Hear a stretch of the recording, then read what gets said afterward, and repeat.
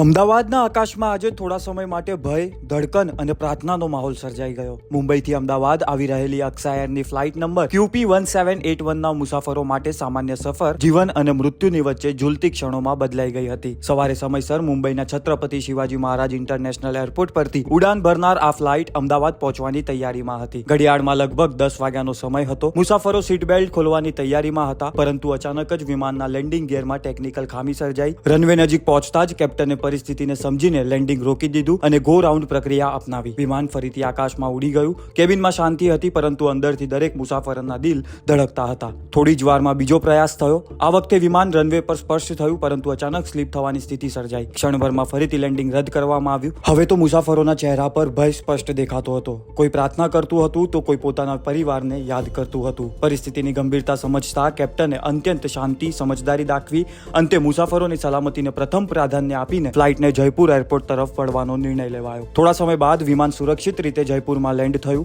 આ ઘટનાએ પાયલટની ઝડપી સમજ, તાલીમ અને સાહસનું જીવતું ઉદાહરણ બની છે. આજે અનેક મુસાફરો સુરક્ષિત પોતાના ઘરે પરત ફર્યા છે અને આકાશમાં થયેલી એ ભયાનક મિનિટો જીવનભર માટે યાદગાર બની ગઈ છે.